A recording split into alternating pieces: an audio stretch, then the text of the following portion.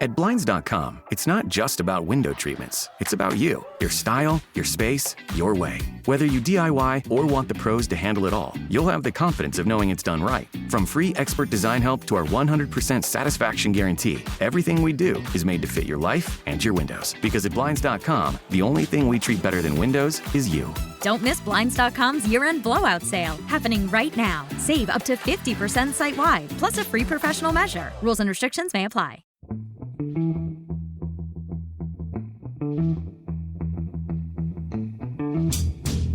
Hello and welcome to The Price of Football, the show that looks at the money behind the beautiful game, with me, producer Guy, standing in for Kevin Day, and Liverpool University's Kieran Maguire. And it's not New Year's Day right now, Kieran, but it is New Year's Day in terms of when this episode is coming out, so Happy New Year. Yes, Happy New Year, PG, 2026. Frightening. That sounds like a made-up year to me still. I don't, Yes. I don't get it. I really don't understand how it's 2026. It feels like the beginning of a science fiction film. The year is 2026.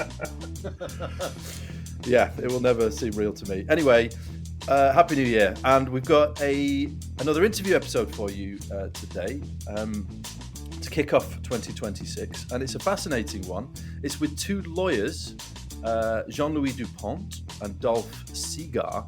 Now, you spoke to them a week or so ago, didn't you, Kieran? And so just tell us, tee this up for us. Why did we speak to these two? Well, two reasons. First of all, it is now, we've just had the 30th anniversary of the Bosman ruling. And Jean-Louis became known as, and he's very modest. He says, I was part of a team, but he sort of became the public face of the Bosman ruling, which was transformative in terms of the balance of power between football club and football player. It gave the players greater rights. It is now part of the football glossary. It is part of the vocabulary. And we signed on the Bosman. Everybody knows what he means. So there was that, but there's also the broader issue of the consequences of Diarra, which to date has flown under the radar. But the players' unions are very keen to ensure that they can have a greater say. And that was the Lassana Diarra case, wasn't it? That's right. Yes. Yeah. Just remind us, what was the ruling in that players? Well, broadly, the current transfer system is not deemed to be fit for purpose. Yeah. And what Jean-Louis and Dolf are doing is that they are looking to determine whether or not footballers have suffered financially as a result of the way that the current transfer system is working, and they're not taking on the clubs as you will find out when you listen. They've got into the ring with FIFA, and their view is that footballers are entitled to some form of recompense because the system which was devised by FIFA was effectively a quasi restraint of trade. And so essentially the two of them are part of a team, or they are spearheading a class action suit essentially against FIFA, aren't they? That's right. And you'll find out more. But in their view, I think it's between 2002 and around until a couple of years ago, that 8% of the total wages paid should be formed as part of a compensation payment for players, and players can join this class action, by the way. So yeah, it was a fascinating. I'll be honest, they are very serious lawyers. My attempts at levity, their knowledge of the Undertones B-sides from way back when wasn't perhaps as great as I was hoping for, but it was still a fascinating chat. Great. Well, lots to look forward to. This is Kieran talking to Jean-Louis Dupont and Dolf Segaar.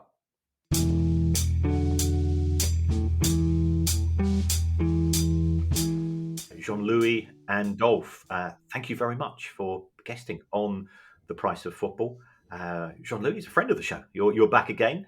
Dolf, you are a first-time guest, so we're very honoured to have you. Could you tell us, Dolf, a little bit about your history and how you've become involved in sports law? Yeah, thank you. I'm a Dutch lawyer. I have my own law firm, which is really dedicated to sports, all different industries, branches within the sport, but mainly football. And I'm a sports lawyer now for more than 20 years, I believe, and was involved in this class action that we are going to discuss today a number of months ago when this all started, and I'm very happy to be present in that respect. Thank you so much, and Jean-Louis, it's a big 30th birthday for one of the cases with which you are very much associated. What's your history for listeners who perhaps aren't familiar with your involvement in sport? Well, I'm a Belgian lawyer, but I specialized in EU law, and I ran very young into this Bosman case, and I was one of the lawyers, the one in charge, let's say, with the substance, with the EU law approach. And well, it took 5 years of sweat and blood from 90 until 95 to get this ruling. And after that, well, I've worked for, let's say, more or less all stakeholders in the industry, in the sport industry, but let's say more or less always for those clubs, leagues, players, agents, trade unions who at a certain point considered that they had no other choice but to challenge the sport regulators, in particular those established in Switzerland, from EU law angle.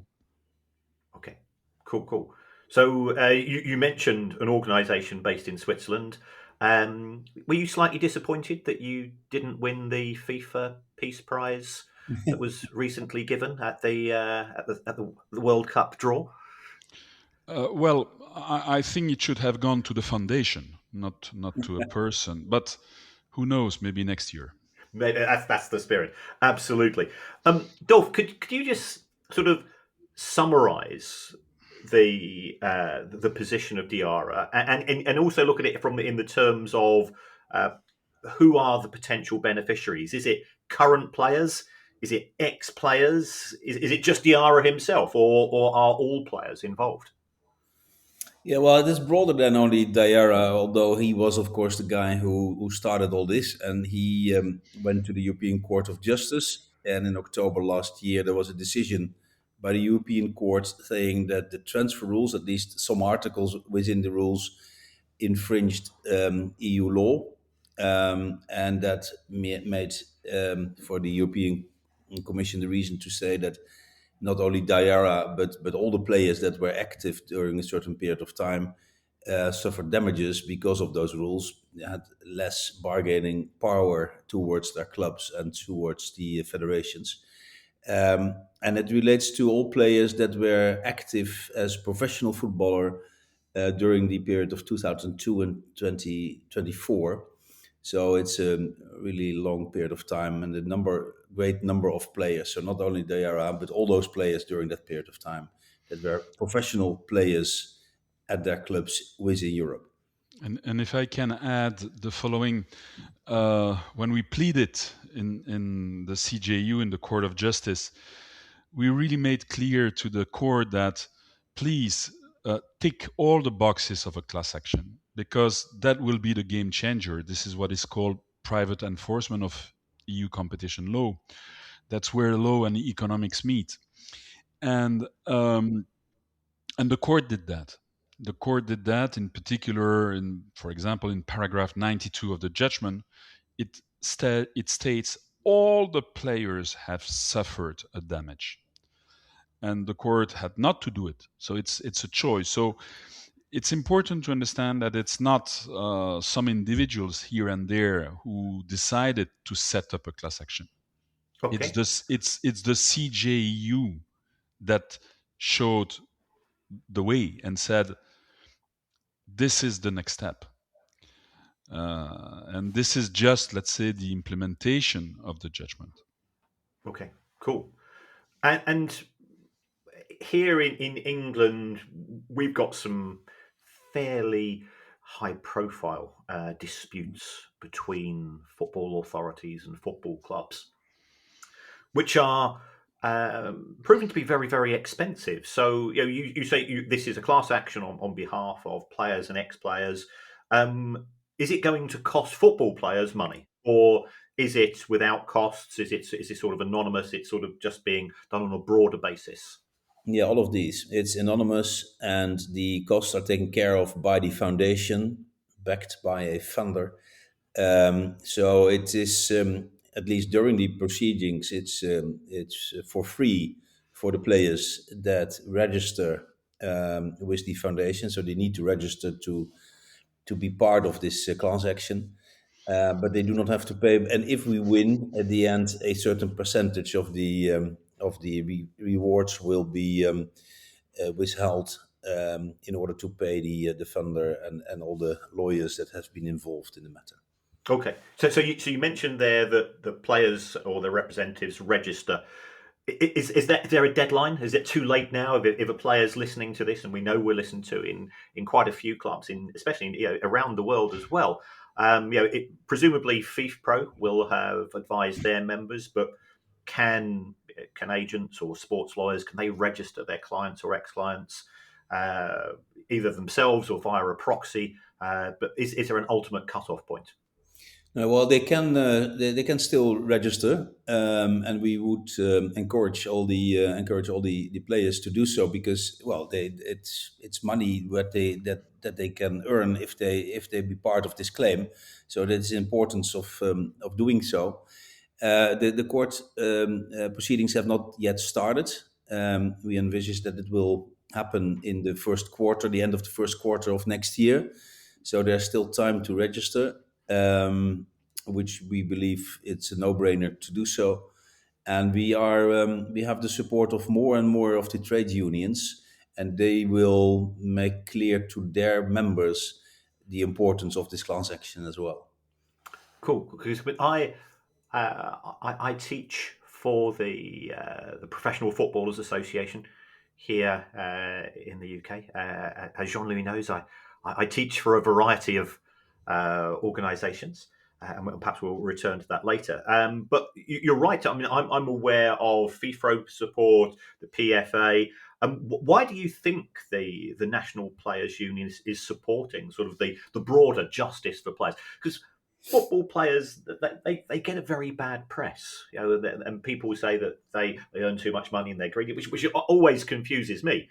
Because if I had to retire in my career at 35, I'd try and earn as much money as possible in that short period of time. But nobody wanted to watch, or nobody was prepared to pay for the Manchester Accountants Sunday League players to become professionals.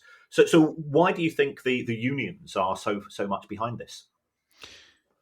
Yeah, shall we go ahead? Well, look, an important point is that under these proceedings in the Netherlands, the foundation can ask the judge not only for a fair compensation for the past, but also for negotiations, reforms.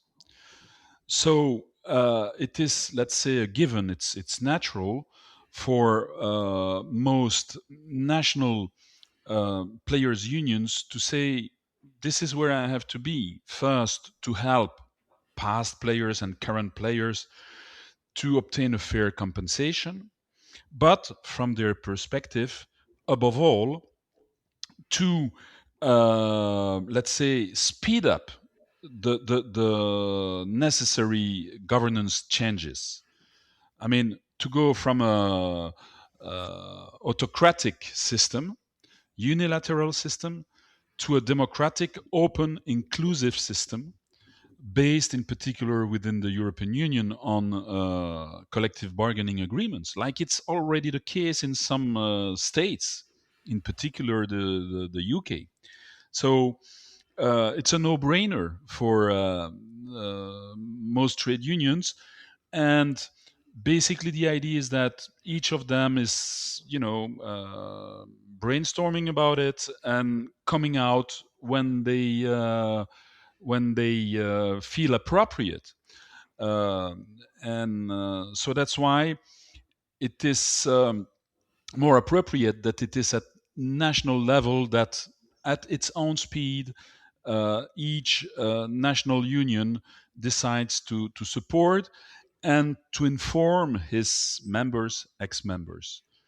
And just to mention something, Dolf mentioned that the affected players are those who played even for 1 year, even for one season in the EU or the UK since 2002, and he said 2024.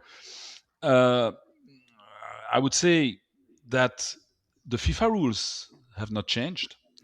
So we can consider that the damage is a continuous damage, a continued damage even today. And it's important to underline that it's not about nationality. So an Argentinian player who played 6 months in an EU country is a victim. And it's you say that it's EU players. Now, if the no players who played in the EU. That's the point. Okay, it's not about nationality. African players, South American players, whoever has played as a professional in an EU club or in a UK club. Right, but the UK is no longer in the EU. So what will be the application of this? I appreciate that the Premier League and Scottish leagues were part of the EU until 2016. Will they have to be a separate hearing should the case be upheld for players who have played in the Premier League since 2016? Yeah, they are still. We have had an opinion of a UK law firm, and they confirmed that even though over that period of time, also UK players will be entitled to a compensation because the FIFA rules were also harming the UK at that time still. And also, you mentioned pre-Brexit, there is no debate. Yes. The Diarra judgment applies. And post-Brexit, as far as I know, UK competition law is still quite a copy-paste of EU competition law. So it's not that difficult to extend the judgment to a totally similar situation, which is the one that takes place in the UK.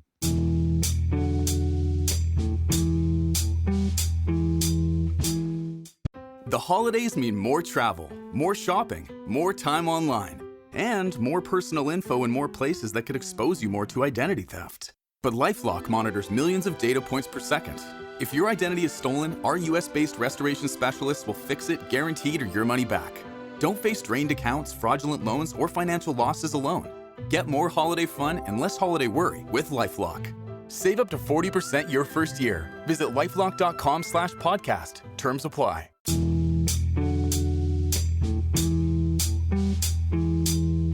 Now, you mentioned that the players potentially will be entitled to compensation here.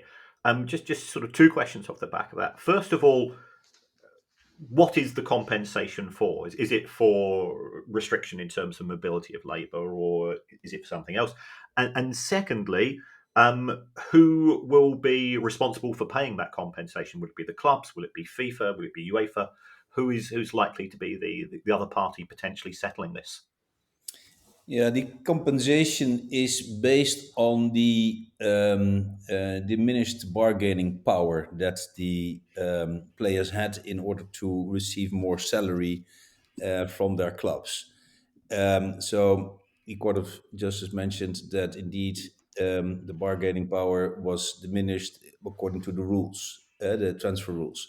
So in your question, who will become liable? It's not the clubs because they just implemented and executed the rules that were issued by the FIFA and the national federations. So the FIFA and the national federations are responsible for those rules, and they are therefore our counterparty if we request compensation from them. And we have calculated an average amount or an average percentage that the bargaining power was diminished, and it relates 8% of the salary earned by the players during the period that they were active. And just to add a little something here, the rules, for instance, said that if you terminate your contract without just cause, your ex-employer can just raise his hand and say, oh, there is a dispute here, so FIFA, don't issue the international transfer certificate. It's like taking your passport from you. You cannot travel anymore. So it's very easy to understand. So nobody terminated his contract or her contract under such conditions. And it's just one example, because then you had disciplinary sanction, your new employer would become co-liable, your new employer would have sporting sanction. So as FIFA admitted in court, you don't have 5 players that over 20 years dared terminating their contract without just cause.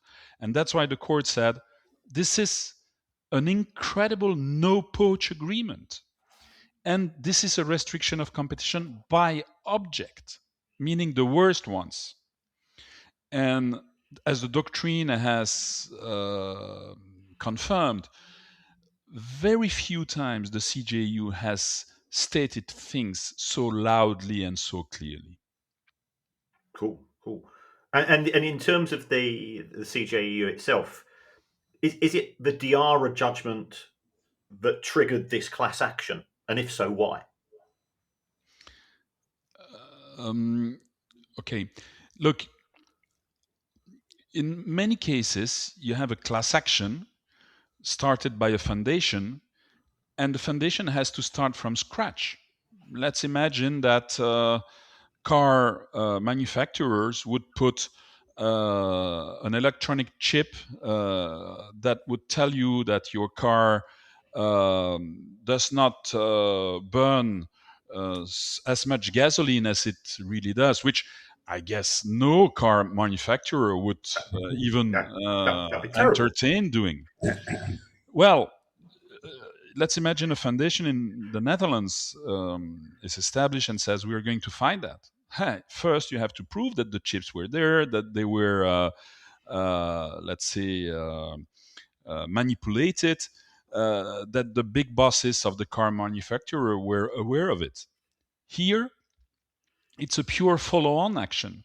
The CJU has ticked all the boxes. There is a tort. That tort caused damage to all players, and there is a causal link between the tort and the damage. So I don't think I'm naive or optimistic. I think that this class action is about the quantum. How much? The economists that that assess the foundation found out that it's 8%. Is it 10, 12? Is it 7? But this is the debate. This is a debate about quantum because of the Diarra judgment. So 8% of players affected over a 20-year period is a substantial. I think we might have to have not 8% of players. All players have lost 8% of their whole salaries during their whole career. So 8% of a complete payroll bill is going to be. I think we might have to have a 200-team FIFA World Cup in 2030 should it be successful. Otherwise, FIFA themselves will have to have very, very deep pockets on it. I mean, just out of interest, I mean, I absolutely understand. We're looking at different stakeholders here. Your responsibility is towards players and their unions. Have you had any responses from clubs or UEFA and FIFA? Has there been correspondence? Has there been an attempt at perhaps an out-of-court settlement before going any further? Yeah, well, the clubs are not party to this dispute that we started. So it is FIFA and the federation. So what we did in August, we have sent out letters to FIFA and all the federations. So it's about 32, I believe, 28 in Europe and 4 in the UK. And we have informed them about the upcoming class action. And a number of those federations we have invited to start negotiations and to sit around the table to discuss this action. And we had a conversation with FIFA lawyers here in the Netherlands recently, 2 weeks ago, I believe. But that was just very informal and making acquaintance, not going into depth with regard to the class action itself. But there was a first meeting indeed. But it relates to the federations, and I would say that the clubs, as Jean-Louis mentioned previously, that it is we want to have a more open, democratic system of new transfer rules. So I think it's very important for clubs as well to become part of the dialogue. And recently, there has been indeed on the European level with UEFA a discussion involving all the stakeholders. But I would say that would be on a global level. The FIFA should do the same. And about this dialogue at European level that Dolf just mentioned, for me, it's a key element to answer your question. Clubs are not defendants here, and clubs have shared interests with the players in the sense that they're interested in a democratic governance. And so on the 1st of December, a first resolution was adopted within the European Social Dialogue under the guidance of the European Commission. So this is based on the EU treaties. And that resolution was adopted by FIFPro Europe, European leagues, European Football Club, ex-ECA, and even if they're not a social partner, with UEFA. So it's a very important symbol because that resolution put pen to paper to draft what would be, let's say, the major principles of a new regulation on the transfers and the labor market. And so let's say this is not within the class action that it takes place, but no wonder it is related to the class action. It's a side effect that the governance is changing. And will FIFA be on board or not? Their choice. We will see. We will see indeed. Mm-hmm. I mean, clearly this ruling does have implications for different stakeholders. And I absolutely take on board that you say that the clubs themselves are unaffected in terms of compensation. But many football clubs, their business model is linked to a player trading model because they're a small club and they have to discover talent themselves. Were you surprised about the sort of the relative indifference that if you take a look at the transfer spending in the summer of 2025, the most recent window, as far as the Premier League was concerned, the total spending was around about €4 billion. And they seem to be acting as if, well, Diarra is not going to affect us going forwards. Do you think there will be significant changes should Diarra be implemented as far as future transfers are concerned, or will we have to be going via some sort of different scheme? Yeah, I would say that clubs should be interested in changes because indeed in this recent summer transfer window, it seems as if there was not much effect of the Diarra case. But that the reason therefore, in my view, is that the FIFA changed the transfer rules temporarily.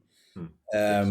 But still, there is with regard to compensation, if you terminate your contract without just cause, the calculation of the compensation you will have to pay to your old club is still a kind of a box that you cannot predict at the start of termination your agreement what exactly you will have to pay if you indeed leave. So therefore, players were still reluctant to terminate their contract, and that has to be. Then that is going to be to change because it's still infringing European law. I would say the way the compensation is now calculated. So therefore, for now, it's still unclear how this will develop. But in the near future, with new transfer rules in place, yeah, everyone should be aware that indeed smaller clubs as well will be able to have a return on their investment. Therefore, for clubs, it's important to be around the table to safeguard their investments in a way. And there is a huge difference between the Bosman ruling and the Diarra ruling. Bosman was freedom at the end of the contract and no nationality provisions. So freedom at the end of the contract. The ruling is on 15 December 95. 1st July 96, you have hundreds or thousands of players end of contract. So it's automatic. Yes. Diarra, what is it? It is the right to terminate unilaterally your contract without being beaten up by FIFA rules. But you still have to terminate. So, I mean, the door is open, but players and clubs have been afraid to cross that door. And FIFA has implemented, as Dolf mentioned, transitional rules to try to keep the door as closed as possible, totally illegal. But it worked. Now, precisely what will come out of the European social dialogue, and that can be extended afterwards by UEFA at the whole Europe or even FIFA at the whole world, will have to respect the judgment. And it can bring a new harmony at European or world level. If not, it will just be each national law that will apply. Okay. And each national judge that will be in charge. Ouch. Yeah. That's going to cause it's going a mess. That's going to cause a mess. Absolutely. That's why both players and clubs have an interest in having such a collective bargaining at EU level, which would be immune from EU competition law because there is a ruling from the CJU, Albany, that allows for some room for maneuver for the social partners. The social partners, not FIFA. I see. So let's assume that this is all upheld, and I'm a very good footballer, and we get a ruling in the next quarter, goes in the favour of the judgment. I want to move on the 1st of July 2026. What would the process be for a player, in your opinion, in an ideal world, if we can get an agreement between all the parties? So you mean if the transfer rules are changed, or if the transfer rules are changed, and I'm an aspiring footballer, I want to move from Belgium to the Premier League or the Premier League to Spain or wherever it's going to be. Yeah, well, that means that indeed with new transfer rules in place, it's clear if you terminate your contract before the end date. Yeah. Without just cause, then it should be clear what exactly the amount of money you will have to pay to your old club.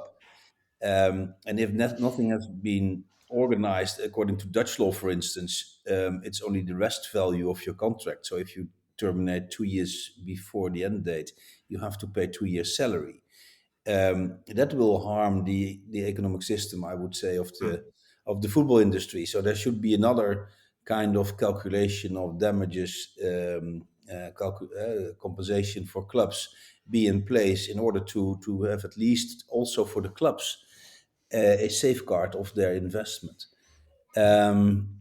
So what I can envisage that people will agree upon a kind of a buyout clause system, which is not the amount that you agree upon, but at least the dynamics and the data that you involve in calculating a compensation if you leave before the end date.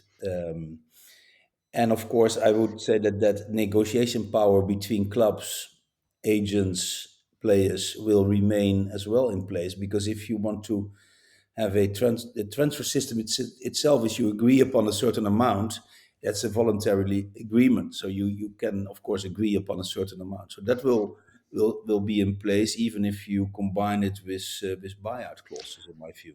But it is really important to understand that under most national laws, such buyout clauses are totally illegal. Under Belgian law, it is illegal. So a system, whatever it is, can only become legal via a collective bargaining agreement. I'm sorry to insist, but it's essential. Why is it essential? Because for me, in fact, I'm not so much interested in what the system will be. Why? Because the system will be the one that the social partners will consider appropriate. It's their problem. It's not mine. It's not, it's for them to decide within the boundaries of what is legal. And there, the Albany ruling offers some space if this is within a collective bargaining agreement. Fair enough. And one more element, people have not seen it, but there is something exceptional in the Diarra judgment. The court has said that contracts can be terminated without just cause only at the end of the season, which means that exceptionally, because it's not the case in any other sector, the court has said implicitly, if a player terminates within the season, then it would justify disciplinary sanctions. Okay. Wow. And so it already grants stability to clubs for each season. But a contrario, unless there is a collective bargaining agreement that decides otherwise, at the end of the first season already, a player can terminate without disciplinary sanctions. Yeah, Jean-Louis, do you believe that this extra consideration of the European Court was because of the financial stability? I believe the reason that you could not terminate within the season has to do with the fair competition. Exactly. It's how they justify it. Integrity of the sporting competition. Yeah. So anything extra when it comes to money, to business, is not justified by the integrity of the sporting competition. So it can only be based on an agreement between the social partners. And at the moment we say, well, they will agree on some sort of new transfer systems. Yeah, maybe. But maybe they find something more clever. Because all economists say that this system is a casino economy. And you don't base an economy on casino. But it would require some good economists to come up and say, look, here is our proposal. This is a different system. So it's a bit of a challenge to you, Kieran, and to your friends. Please come up with brilliant ideas. It's the moment.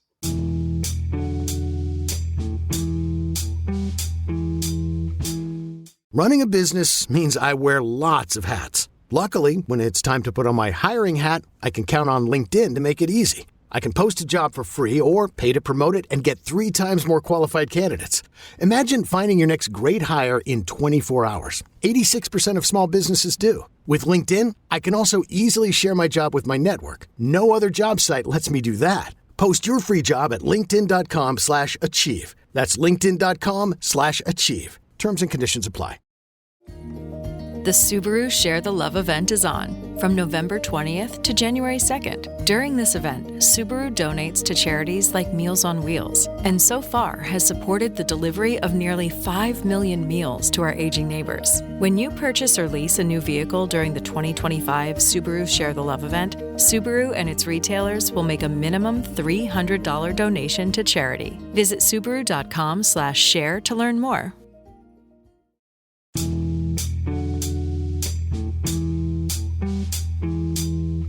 Give me something something to do during Christmas. My wife is listening into this, and she's just given me a look, which I cannot put that look into words. So this is fascinating. So I think it really does reinforce the view that a CBA is absolutely essential, because otherwise, from what you're saying, that the January window, that would be a problem, given that it's within the season. In January, according to the court, players that would terminate the contract, they can do so, but most likely they would remain without playing until the end of the season. Oh, wow. That's so we don't expect the Diarra judgment to have concrete effects in January. The deadline is 1st of July. Right.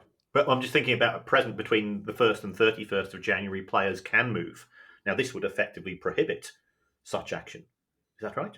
They can still use the transfer payments to move. So then it's if you agree between clubs, players to terminate the contract with your old club, and you move to the new club, and there will be a certain payment in order to buy out your contract. That's still valid. That's still possible. Okay, cool. Right. Well, it looks like 2026 is going to be a big year, not just for domestic fans who are awaiting the Manchester City case. This is truly fascinating. Just one final question, and this is directed to Jean-Louis. We've discussed that the Bosman ruling is now 30 years old, and we are men of a certain age, and I do believe, Jean-Louis, that you've recently turned 60. I understand that you've decided with some others to transmit a bit of your knowledge and experience to people who are thinking, well, sports law, sports finance, sports economics, this is a fascinating subject, to the next generation. And I believe you're setting up an online program. I think, is it called Helegs, Helegs? What's this program? Why is it different? Well, we believe it's different, and it's a 50 hours executive program online. It will start mid-March, and registration has already started. And we will have a holistic approach of social science applied to the sports sector, not just law, but law, economics, and geopolitics of professional sports. The idea is that for a very reasonable price, everyone that wants to grow in this sector can get to the next level. And all lecturers will be practitioners or academics who really know what they're talking about, the cream of the cream. And the best proof is that it is you who is going to teach the module on the finance of football, Kieran. And all information is available on the website helegs.com, HELEJS.com. And really, all lecturers are really excited to share their lifetime experience with, let's say, the next gen.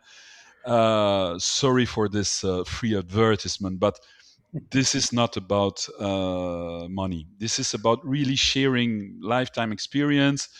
And I've been so happy that top people from around the world have said, yes, let's do that. And the only objective of this program is to get people to think by themselves. So this is not propaganda. Maybe I'm going to say something. Maybe you are going to contradict me in the next lesson, and they have to learn to think. That's the only objective. And personally, I don't believe so much in 1-year programs that end up costing mom and dad a lot of money and that are under the umbrella of FIFA or whoever. So I think that here it's just trying to help people think by themselves. That's the only objective. So that's your own social dialogue you're starting with them. That's a good idea. Thank you, Dolf. And I wanted just to invite you to be a lecturer, so I take the opportunity to corner you. Very good. I'm happy to take up this challenge. Okay. Okay. Fantastic. Jean-Louis, Dolf, it's been an absolute pleasure. I've learned so much. The listeners will be really appreciative as well. Just like to wish you a happy birthday to Bosman on the 15th, and also to have a fantastic Christmas and New Year. And we'll be in touch, no doubt, as things further develop. And I'm off to tell my wife I've got yet another job working for Jean-Louis. But it's for free, yeah, Kieran. too. It's for free.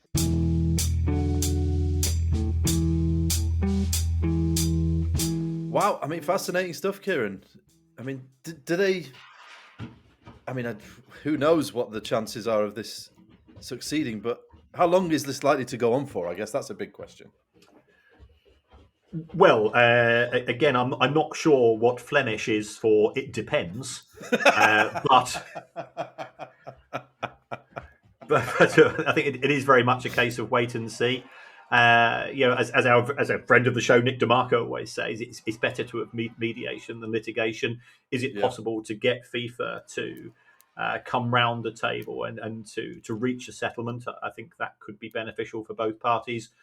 Let's face it, FIFA have got quite a lot of money about to come in from World Cup ticket sales at those prices. So so there is that. They clearly are taking this very seriously on behalf of those people that they're representing. It could run and run. We've learned from bitter experience as far as the Manchester City verdict that don't anticipate a quick resolution if it goes this far. Absolutely. All right, well, great interview. I hope you enjoyed that this New Year's Day. Don't forget, you can now join the Price of Football Club, where you'll get access to our full back catalogue, ad-free listening, bonus episodes and more. Just go to priceoffootball.com and click on Join the Club and sign up today. If you have a question you'd like answered on the show, email us at questions@priceoffootball.com. And don't forget, you can follow us on X and you can find us on YouTube. See you soon. Bye-bye. The Price of Football.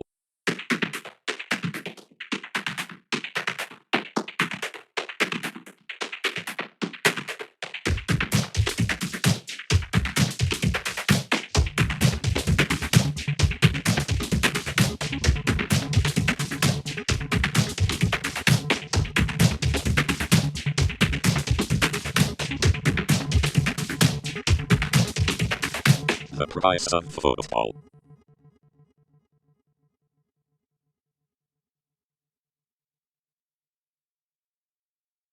Ever spend all day fishing and catch nothing? That's what happens to hackers when Cisco Duo's on watch. Every login, every device, every user, protected. Cisco Duo. Phishing season is over. Learn more at duo.com.